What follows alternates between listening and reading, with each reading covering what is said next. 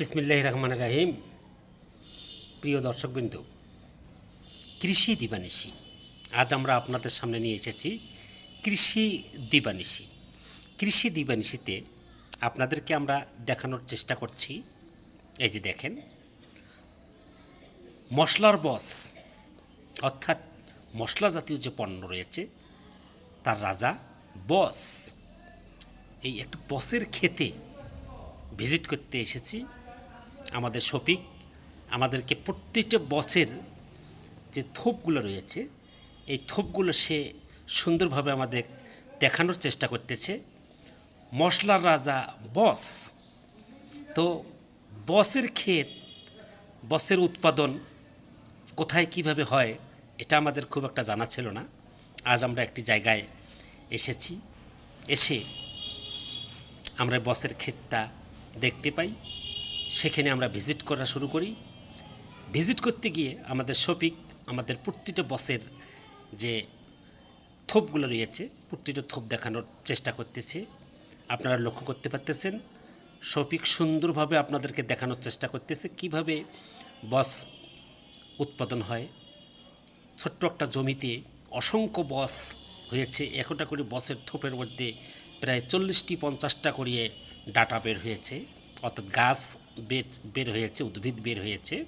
আপনারা লক্ষ্য করতে পারতেছেন। দেখেন, বস এমন একটা জিনিস যা তরকারি সুস্বাদু করে। এই বিশেষ করে মাংস, আটার ডাল এই জাতীয় তরকারির মধ্যে বস খুবই প্রয়োজন।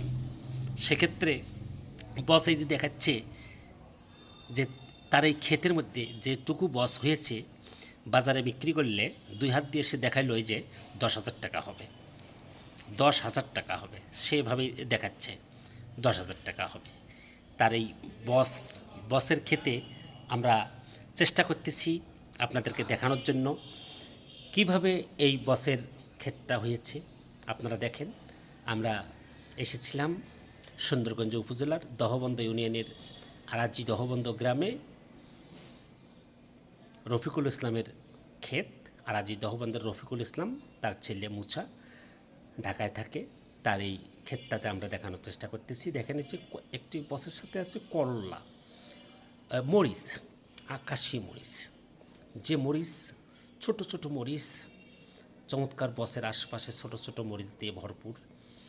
এই যে করল্লার জাংলে দেখাচ্ছে, ছোট ছোট করল্লা, চমৎকার অনুভূতি এই করল্লা।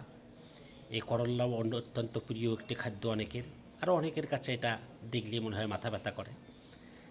দেখাচ্ছে আমাদেরকে কৃষি দিবানিশি। এই কৃষি দিবানিশিতে আপনাদেরকে দেখানোর চেষ্টা করতেছি বসের উৎপাদন, বস কীভাবে জমিতে হয়। সবার বাড়িতে একটা সময় ছিল, কিন্তু কালের বিবর্তনে হারিয়ে গিয়েছে। কিন্তু আমরা এই মুসা ভাতিজার বাসায় বস দেখতে পেয়ে তাৎক্ষণিকভাবে আপনাদের যে ভাবলাম যে দর্শকদের এই বসটা দেখাইলে কেমন হয়। কৃষি দিবানিশিতে আজ আপনাদেরকে তাই দেখানোর চেষ্টা করতেছি। বস, মশলার রাজা বস, মশলার রাজা বস। ভাই দেখেন, যাদের বাসায় বস নেই তারা দেখেন কিভাবে উৎপাদন করলে বস উৎপাদিত একটি ফসল হয়, মশলা জাতীয় ফসল।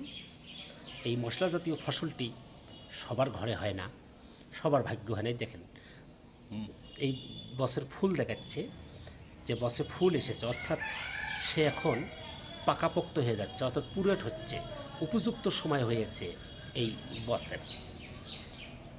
এই মশলা জাতীয় ফসল যেহেতু ফুল হয়েছে, তাই উৎপাদন বা জমি থেকে এই ফসল উঠানোর সময় হয়েছে। আমরা তাই আপনাদের দেখানোর চেষ্টা করতেছি কিভাবে মশলাগুলো, এই মশলা জাতীয় ফসল বস উৎপাদিত হয়। শফিক আপনাদের মাধ্যমে, আমাদের মাধ্যমে আপনাদের প্রত্যেককে দেখানোর চেষ্টা করতেছে। আপনারা দেখতে পাচ্ছেন, ওই যে সে দেখাচ্ছে উপরে কিছু একটা আছে। উপরে আমরা পেয়েছি এই বসের যে জমিটা রয়েছে, ফসলটা রয়েছে, এই ফসলের উপরে রয়েছে একটি মিষ্টি কামরাঙ্গার গাছ। মিষ্টি কামরাং, ছোট্ট একটা মিষ্টি কামরাঙ্গার গাছ। সে আমাদেরকে দেখানোর চেষ্টা করতেছে যে মিষ্টি কামরাঙ্গানোর গাছ। আমরা বন্ধনে নাইরি পেজ থেকে আপনাদের প্রত্যেককে দেখানোর চেষ্টা করতেছি। প্রত্যেকে ভালো থাকবেন, সুন্দর থাকবেন। ধন্যবাদ।